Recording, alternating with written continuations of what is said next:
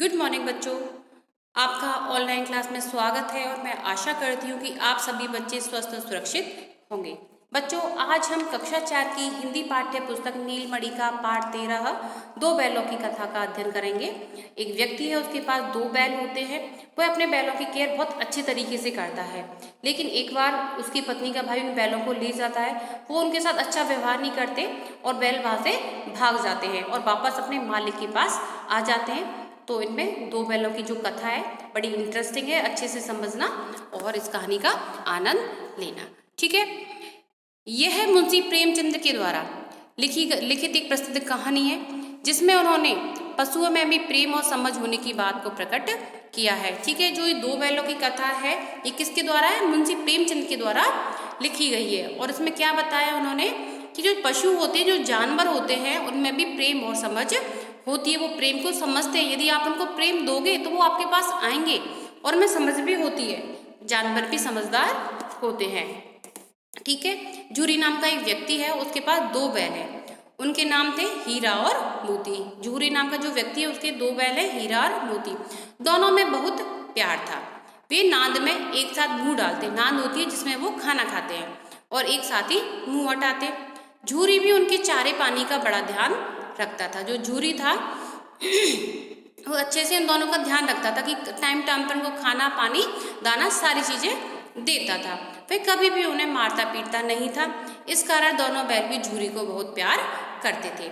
एक बार झूरी की पत्नी का भाई गया दोनों बैलों को अपने साथ गांव ले जाने लगा। तो एक बार उसकी झूरी की जो पत्नी है, उसका भाई आता है, उसका नाम है गया।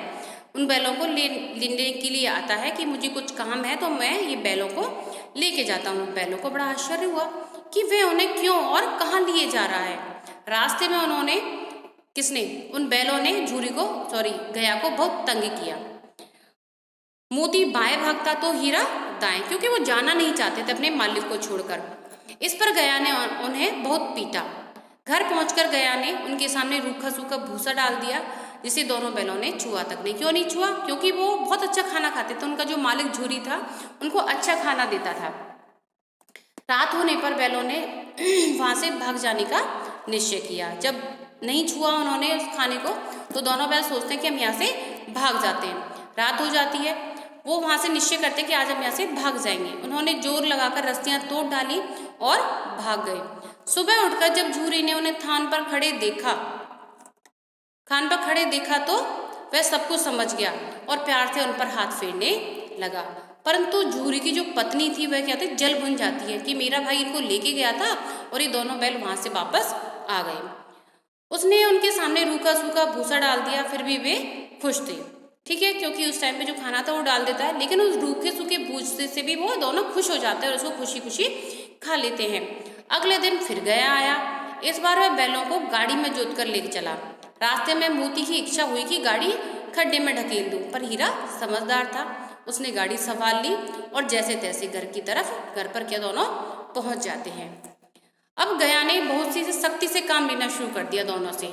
वे उसे दिन रात हल में जोतता, जब उन्हें मारता रहता था और लाचार निगाहों से भी क्या करते, एक दूसरे को देखते। गया के घर में एक छोटी सी लड़की थी। वह बैलों की दुर्दशा देखती तो उसे बहुत बुरा लगता। वह रात को चुपके से उन्हें रोटी खिलाती। छोटी बच्ची उसको दया आती बैलों की कंडीशन देख के, तो वो क्या करती, चुपके से उन दोनों को रोटी खिला के जाती थी। दोनों बैल उसके प्यार के आगे अपमान और जो मार पड़ती थी उसको भूल जाते। एक दिन मोती रस्सी तोड़ने का प्रयास कर रहा था कि वह लड़की आ गई और उन्होंने दोनों बैलों को खोल दिया। तो जो मोती है वह रस्सी काटने का प्रयास करता है दांतों से, लेकिन वह लड़की आ जाती है और वो दोनों की रस्सी खोल देती है और दोनों वहां से भाग निकले। थोड़ी देर बाद जब गया को पता चला तो वह उनके पीछे दौड़ा, पर उन्हें पकड़ ना सका। अब हीरा और मोती क्या थे, आजाद हो गए थे। दोनों वहां से भाग गए थे। रास्ते में उन्हें एक सांड मिला। वह उनकी ओर लपका लड़ने के लिए, तो हीरा मोती के होश उड़ गए। भागना बेकार था, इसलिए दोनों ने साहस से काम लिया।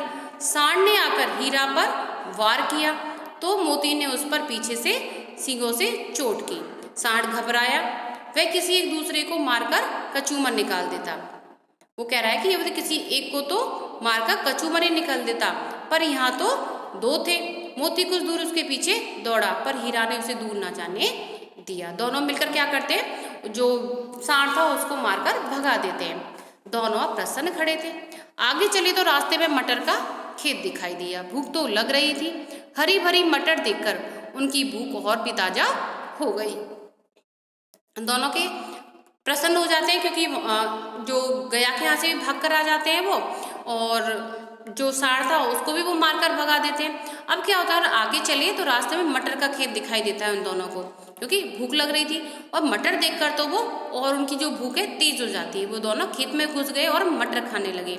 अभी पेट भरा भी ना था कि खेत के रखवाले ने उन्हें देख लिया। उनसे उन्हें चारों तरफ से घेर कर पकड़ लिया और कांजी हाउस में बंद कर दिया। कांजी हाउस होती है मतलब वहाँ पर जानवरों को रखा जाता है। हीरा और मोती ने देखा कि कांजी हाउस में और भी कई जानवर थे। भैंसें, घोड़े, गधे, सबके सब कमजोर और दुबले पतले। वहाँ किसी के लिए ना चारे का प्रबंध था ना पानी का। यहाँ वो कहते हैं कि यहाँ कहाँ से आ गए, कहाँ फंस गए हम लोग, उन्होंने सोचा। वो और जानवरों को देखते तो उनकी कंडीशन बहुत खराब थी, दुबले पतले हो रखे थे, क्योंकि ना तो उनको पानी का अच्छी तरह से मिलता था ना ही चारा उनको मिलता था। रात हुई। मोती ने हीरा से कहा, अगर दीवार तोड़ दी जाए तो बाहर निकलना आसान हो जाएगा। उसने सींगों से दीवार गिराने का प्रयत्न किया। 2-4 चोटों से ही थोड़ी देर में दीवार गिर गई। उनका उत्साह बढ़ गया तो उसने जोर से और चोटें लगाना शुरू कर दिया। रात हो जाती है। दोनों सोचते हैं कि दीवार को तोड़ दिया जाए तो कैसा रहे। दोनों कोशिश करते हैं और 2-3 चोट मारते हैं अपने सींगों से तो दीवार गिर जाती है। तो जब दीवार गिरी तो उनमें और भी उत्साह आ जाता है और वो और जोर से चोटें लगाना शुरू कर देते हैं। दीवार में रास्ता बनते ही पहले तो घोड़ियां भागी, फिर भैंसें, बकरियां। मोती ने गधों को भी सींग मार मार कर भगा दिया। उसने हीरा से भी भाग चलने को कहा, पर हीरा ने मना कर दिया। सुबह होने पर कांजी हाउस वालों ने देखा तो उन्हें बड़ा आश्चर्य हुआ। उन्होंने हीरा और मोती को नीलाम कर दिया। नीलामी में सबसे ऊंची बोली बोलकर एक व्यापारी ने उनको खरीद लिया। वह दोनों को अपनी गांव की ओर ले चला। मार खाते खाते और भूख सहते सहते दोनों बहुत ही कमजोर हो गए थे। जब सारे जानवर रात को निकल जाते हैं लेकिन हीरा मोती दोनों नहीं जाते, तो सुबह जब कांजी हाउस वाले आते हैं तो उनको देखकर बड़ा आश्चर्य होता है कि सारे जानवर चले गए, बस 2 ही बैल बचे हैं। तो वो उन्हें वो नीलाम कर देते हैं और जिस व्यक्ति ने नीलामी से उनको खरीदा था वह उनको गांव की ओर लेकर चलता है। तो रास्ते में मार खाते खाते और भूख सहते सहते दोनों की हालत कैसी हो जाती है, कमजोर हो गए थे दोनों की दोनों। उनकी हड्डियां निकल आई थी। भूख प्यास से व्याकुल बैलों में कुछ भी दम बाकी नहीं था। वे चुपचाप व्यापारी के साथ चलने लगे। रास्ता उन्हें जाना पड़ जिस रास्ते से वो जा रहे थे वह रास्ता कैसा लगा उनको, जाना पहचाना लगा। ना जाने कहाँ से उनमें दम आ गया, क्योंकि उनको लगा कि इस रास्ते को हमने देखा, ये तो हमारे गांव जाने का ही रास्ता है। वे दोनों तेजी से भागे, आगे आगे बैल, पीछे पीछे व्यापारी। पर तब तक वह उन्हें पकड़ता तब तक दोनों बैल अपने घर पहुंच चुके थे। ठीक है, आगे आगे बैल भाग रहे थे, पीछे पीछे व्यापारी भाग रहा था, क्योंकि दोनों बैलों को अपने घर का रास्ता समझ में आ गया था कि जो रास्ता है वह तो हमारे घर का ही है। बैलों को वापस देखकर झूरी को बड़ी खुशी हुई। वह उनसे लिपट गया। इतने में व्यापारी भी वहां आ पहुंचा। वह उन्हें मांगने लगा।